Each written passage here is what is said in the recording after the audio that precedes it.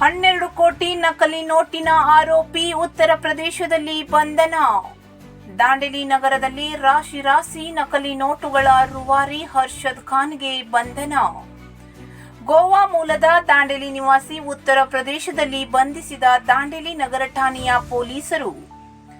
ದಾಂಡೇಲಿ ನಗರದ ಗಾಂಧಿನಗರದ ಮನೆಯೊಂದರಲ್ಲಿ ನಕಲಿ ನೋಟುಗಳು ಮತ್ತು ನೋಟುಗಳನ್ನು ಎಣಿಸುವ ಯಂತ್ರವನ್ನು ಏಪ್ರಿಲ್ 7ರಂದು ಪೊಲೀಸರ ಕೈಗೆ ಸಿಕ್ಕಿತ್ತು. ಗಾಂಧಿನಗರದ ತನ್ನ ಬಾಡಿಗೆ ಮನೆಯಲ್ಲಿ ಇಟ್ಟಿಕೊಂಡಿದ್ದ ಬಾಂಬೋಲಿಯಂ ಮೂಲದ ಹರ್ಷದ್ ಖಾನ್ ವಯಸ್ಸು 36. ಈತನನ್ನು ದಾಂಡೇಲಿ ನಗರ ಠಾಣೆಯ ಪೊಲೀಸರು ಉತ್ತರ ಪ್ರದೇಶದ ಲಖನೌದಲ್ಲಿ ಬಂಧಿಸಿದ್ದಾರೆ. ಸುಮಾರು 9 ದಿನದ ನಂತರ ಪೊಲೀಸರ ಕೈಗೆ ಸಿಕ್ಕಿದ ನಕಲಿ ನೋಟಿನ ಆರೋಪಿ ಈತನನ್ನು ದಾಂಡೇಲಿಯ ನ್ಯಾಯಾಲಯಕ್ಕೆ ಗುರುವಾರ ಹಾಜರುಪಡಿಸಿದ್ದಾರೆ. ಮೋಸ ಮಾಡಿ ಅಪರಾಧಗಳನ್ನು ಎಸಗಿ ಮುಂದೆಯೂ ಅಪರಾಧಗಳನ್ನು ಮಾಡುವ ಉದ್ದೇಶ ಶಂಕೆ.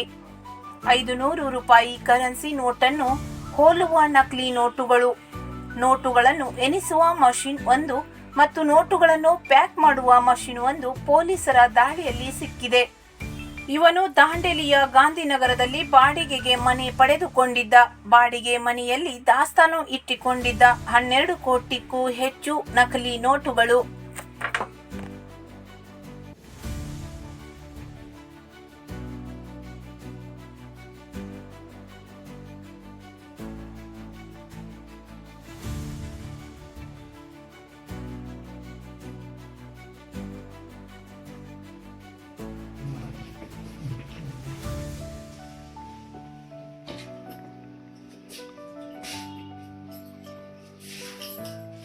सर ये तोड़े सो है ना क्या? ये देखो ये सब तोड़ के दरवाजा खोले हम लोग, कौन खोले मालूम नहीं.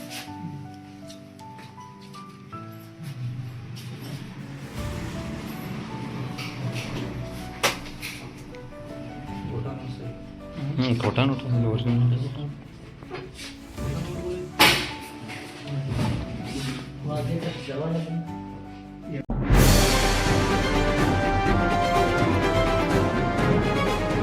ಇದು ಖಾಲಿ ಡಿಜಿಟಲ್ ವಾಹಿನಿ, ಸತ್ಯ ಮತ್ತು ಸ್ಪಷ್ಟ ಸುದ್ದಿ.